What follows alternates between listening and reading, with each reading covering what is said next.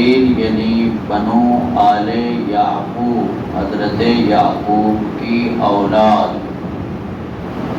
یعنی جس طرح یہ بنی اسرائیل آج کل آپ کے سامنے ہیں، یعنی یہود و نصارہ، یہ اس دور کے جو بنو اسرائیل تھے یعنی اولاد یعقوب تھی، ان کو خطاب کر کے اللہ کی ذات نے ارشاد فرمایا وَآمِنُوا، ایمان لے آؤ، بما انزلتو، جو میں نازل کر چکا ہوں، یعنی قرآن مجید، تو کتاب میں اللہ کی طرف سے اپنے آخری نبی پہ نازل ہو چکی ہے، اس پہ دل و جان سے ایمان لے آؤ، مکمل طور پہ اس پہ ایمان لے آؤ۔ ارشاد فرمایا مصدقا لما معکم، اس میں کوئی نئی چیزیں قرآن مجید میں نہیں آئیں، بلکہ اس کے اندر جو کچھ بھی میں اللہ کی طرف سے اپنے نبی پہ قرآن کی شکل میں نازل ہو چکا ہے، ان ساری چیزوں کو تمہاری کتاب جو تورات ہے وہ باقاعدہ طور پہ تصدیق کرتی ہے، یعنی جو چیزیں تورات میں نازل ہو چکی ہیں اسی طرح ان احکام تورات اور احکام قرآن میں بہت ساری مماثلت پائی جاتی ہے، کوئی یہ الگ چیز اور وہ الگ چیز، یعنی کوئی تورات قرآن کی مخالفت نہیں کرتا اور قرآن اس تورات کی مخالفت، بلکہ ارشاد فرماتا ہے کہ اس پر قرآن پہ مکمل ایمان لے آؤ، وآمنوا بما انزلتو، جس کو ہم نازل کر چکے ہیں، یہ جس کو اللہ کی طرف سے نازل کیا جا چکا ہے، اس پہ ایمان لے آؤ۔ کیوں ایمان لے؟ مصدقا، یہ مکمل تصدیق کرتا ہے، لما معکم، اس کتاب کی جو تمہارے پاس موجود ہے، یعنی جو چیز اس میں ہیں وہی چیزیں، یعنی جو اللہ کے نبی کی نشانیاں، تعریف، ان کی آمد، ان کی حکومت، ان کا اسلام لے آنا جو تورات میں ہے، وہ ساری چیزیں اس میں جس طرح اس میں ہیں اسی طرح وہ تمہاری کتاب مکمل اس کتاب کی تصدیق کرتی ہے اور یہ کتاب اس کی تصدیق کرتی ہے، ان دونوں چیزوں میں کوئی فرق نہیں ہے۔ آگے ارشاد فرمایا وَلَا تَكُونُوا أَوَّلَ كَافِرٍ بِهِ، یہ جو قرآن ہم نے نازل کیا ہے اس کا انکار کر کے کہیں بدبختی میں تم پہلے نمبر پہ مت آؤ،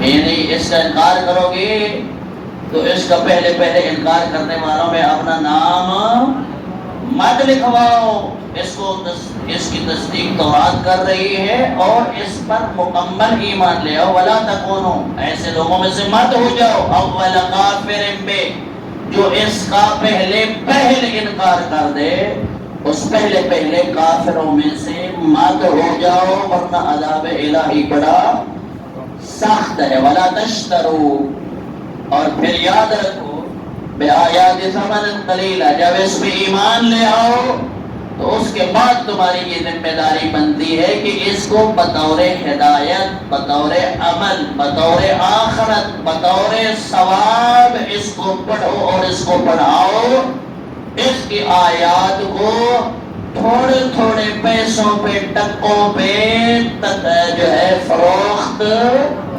مت کرو، ولا تشترو، اس کا کاروبار نہیں کرو، جس طرح ہم نے مختلف انداز میں اس کا کاروبار شروع کر دیا، مثلا پڑھ کر ختم کر کے پیسے لیے، توجہ کی ہے، اور اس کی مرضی کی، لوگوں کی مرضی کے مطابق تفسیر بیان کر کے لوگوں سے فیسیں بٹوری، اپنی مجلس سے بنائی، تقریریں کر کے اس قرآن کو بطور کاروبار مت بناؤ، ولا تشترو، اس سے کاروبار مت کرو، بے آیاتی، ان اللہ کی آیات کے ذریعے سے، سمنن قلیلا، تھوڑے سے مال اور پیسوں دولت پہ اس کا کاروبار، یعنی آیات الہی کو مت بیچو۔ آیات الہی بیچنے کا یہی مقصد ہے کہ یعنی جہاں تمہاری مرضی ہو، جہاں تمہارا فائدہ ہو، اس کے مطابق آیات پڑھ کے لوگوں کو سنا کر ان سے پیسے بٹورنا، چاہے ممبر پہ بیٹھ کر مولوی آیات پڑھے، چاہے کہیں بھی کسی عنوان سے حافظ صاحب جو ہے وہ شبینے کر کے تراویح پڑھا کر یا ختم قرآن کر کے لوگوں سے اس کے ذریعے پیسے مت کماؤ۔ یہ کس لیے نازل ہوئی تھی؟ ہدایت کے لیے۔ ہدایت کیا ہوتی ہے؟ یعنی اس کو پڑھ کر اس پر عمل کرنا ہدایت کہلاتا ہے۔ لہذا اس کو اللہ نے ہدایت کے لیے نازل کیا تھا۔ تو ارشاد فرماتے ہیں وَلَا تَشْتَرُوا، مت بیچو، بے آیاتی، میری ان آیات کو، ثمنًا قلیلا، تھوڑے سے مال کے بدلے۔ کیوں؟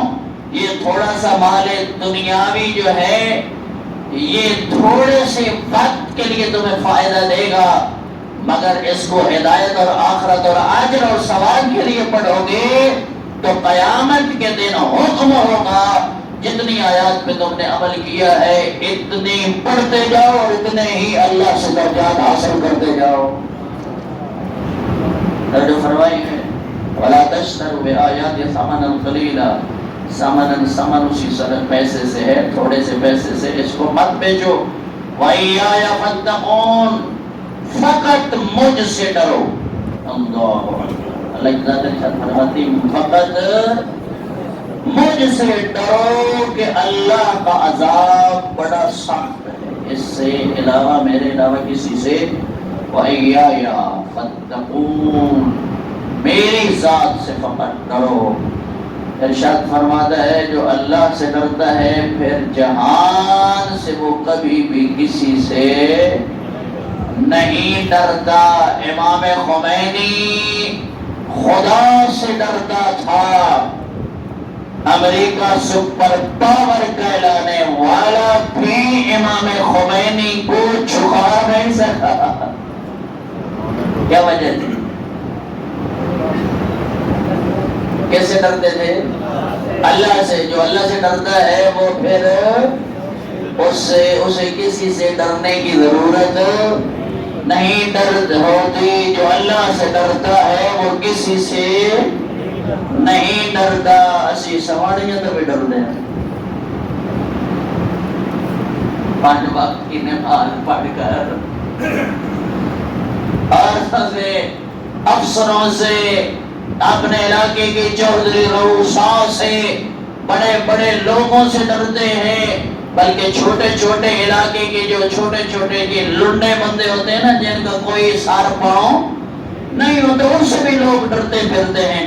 امام خمینی خدا سے ڈرتے تھے۔ ایک قوم میں بہت بڑا لفنگا آدمی ہوتا تھا، وہ آج جس میں مدرسے میں مسجد داخل ہو، جہاں حرم میں کی داخل ہونا، لوگوں کو جوتوں سے مارنا شروع، لوگ اس کے آگے آگے ہوتے تھے اور وہ لوگوں کے پیچھے پیچھے ہوتا تھا۔ مدرسے فیضیہ ساتھ ہے قوم، حرم مقدس سے جناب فاطمہ معصومہ قوم کے ساتھ، وہاں پہ وہ داخل ہوا، ڈھیر سارا مجمع تھا، سارے مولوی بھی اور بھی لوگ، سارے اس کے ڈر سے مدرسے سے بھاگ کر دوڑ پڑے۔ امام خمینی اٹھے اور دونوں ہاتھ سر پہ ایسے رکھے تاکہ میرا امامہ دوڑنے کی وجہ سے گر چنگا پھنسا کے اجے آؤندے نہیں، انہوں نے ایک دھری کھبے پاسے یا سجے پاسے جیڑے ہاتھ چڑھ گیا۔ اس نے امام خمینی کے آگے آگے دوڑ کر آگے آگے لگ کے دوڑنا شروع کر دیا۔ امام خمینی اس کے پیچھے پیچھے اور وہ اس کے آگے آگے۔ بہرحال جو اللہ سے ڈرتا ہے وہ مخلوق خدا سے نہیں ڈرتا کسی سے بھی۔ اللہ کی ذات ارشاد فرماتی ہے فقط جہان میں ڈر اور خوف لوگوں کا نہیں بلکہ اللہ کی ذات کا۔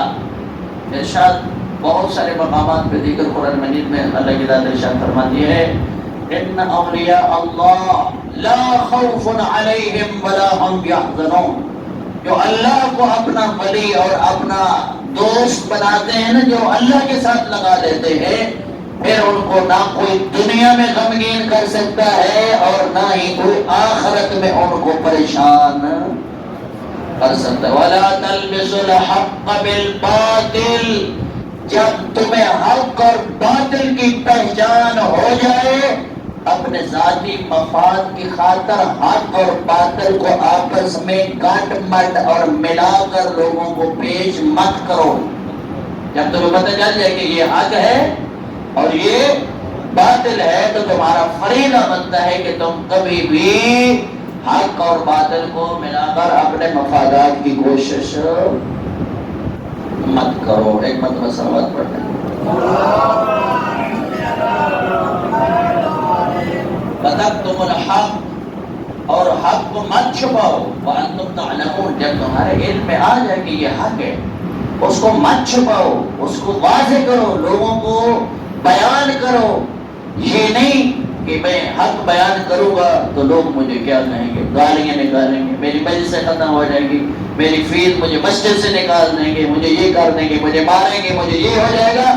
ایسی باتیں مت کرو، بلکہ وَتَكْتُمُوا الْحَقَّ، حق کو مت چھپاؤ، وَأَنْتُمْ تَعْلَمُونَ، جب تمہیں حق کا علم ہو جائے، جب تمہاری معلومات میں حق آ جائے تو پھر اس کو چھپانے کی کوشش نہ کرو۔ وَأَقِيمُوا الصَّلَاةَ، ہمیشہ نماز پڑھتے رہو، ہمیشہ نماز، وَآتُوا الزَّكَاةَ، اور زکوٰۃ کو بھی بر وقت ادا کرو، وَارْكَعُوا مَعَ الرَّاكِعِينَ، کوشش کرو فرادہ نماز نہیں پڑھو، اگر جا سکو تو جان بوجھ کر نماز جماعت کو ترک مت کرو۔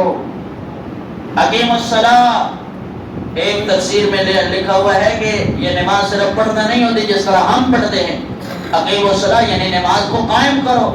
نماز کو قائم کرنے کا معنی یہ ہے کہ تمہارے نماز پڑھنے کا انداز ایسا ہونا چاہیے کہ تمہاری نماز کو دیکھ کر بے نمازی نمازی بن جائے۔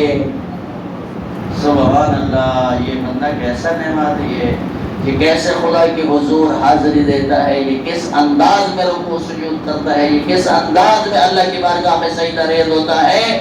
بے نمازی تیری نماز پڑھنے کو دیکھ کر نمازی بن جائے، اس کو کہتے ہیں وَأَقِیمُوا، نماز کو قائم کرو، وَآتُوا، اور زکوٰۃ کو ادا کرو۔ شیعہ میں زکوٰۃ سونے پہ اس دور میں نہیں ہے، پیسے پہ نہیں ہے، مال تجارت پہ نہیں ہے، شیعہ میں زکوٰۃ 9 چیزوں پہ ہے، جس میں گندم ہے، جو ہے، خیور ہے، کشمش ہے، گائے ہے، بھیڑ ہے، بکری ہے، سونا ہے، چاندی ہے، مگر سونا چاندی یہ سونا چاندی نہیں ہے جس طرح ہمارے پاس زیورات میں ہے یا ڈلیوں کی صورت میں ہے، کاروبار کی شکل میں ہے۔ سونے چاندی بھی اس دور میں زکوٰۃ واجب ہے جس دور میں سونے چاندی کا سکہ بطور رائج الوقت پیسے کی صورت میں مارکیٹ میں گردش کرے۔ توجہ فرمائی ہے، سونے چاندی پہ اس صورت میں زیورات کی صورت میں زکوٰۃ نہیں ہے، ڈلیوں کی صورت میں زکوٰۃ کس صورت میں ہے؟ جب سونا چاندی کس صورت میں ہو، اور ٹھپے نہیں یار 5 روپے یا 2 روپے یا 10 روپے یا ٹھپا ویچ پہ ہو نا، کسی دور اس سونے چاندی دا انج سکہ ہوتا سی جیڑا دے بھی یہاں آٹا مل جاتا سی، دے بھی یہاں روٹی مل جاتی سی، دے بھی یہاں کپڑے مل جاتے سن، دے بھی یہاں شیمپو مل جاتا سی۔ اے دکان تو کوئی چیز خریدنے کے لیے جاتے تھے تو ہم پیسہ دیتے ہیں نا، ٹافی لینی ہے تو ایک ٹھپا دے دیا، 5 روپے کا ٹھپا دے دیا، 5 روپے کی ٹافی دے دی، 100 روپے دے دیا۔ اس صورت میں سونا چاندی جب مارکیٹ میں بطور پیسہ گردش کرتا ہو اس وقت سونے چاندی پہ زکوٰۃ ہے۔ اس دور میں ہمارے ہاں زکوٰۃ واجب نہیں ہے، اس دور میں ہمارے اس سونے پہ خمس واجب ہے۔ کیا واجب ہے؟ خمس واجب ہے۔ مثلا 10 تولے 15 تولے ہم نے گھر رکھا ہوا ہے، ضرورت 2-3 تولوں کی ہوتی ہے، یہ 2-3 تولے 4 تولے سے اضافی جتنا بھی سونا ہے اس پہ 5واں حصہ خمس دینا واجب ہے، نہیں دے گا تو اس کا استعمال حرام ہے۔ وَارْكَعُوا مَعَ الرَّاكِعِينَ، فرادہ نماز نہیں پڑھو، نماز کس کے ساتھ پڑھو؟ پریشان تو نہیں ہو گئے؟ ورکعوا مع الراکعین، نماز فرادہ نہیں پڑھو، کیا پڑھو؟ جماعت کے ساتھ پڑھو۔ رسول اللہ کی ذات نے ارشاد فرمایا جو لوگ جماعت کے ساتھ جان بوجھ کر نماز نہیں پڑھتے ان کے گھروں کو آگ لگا دو۔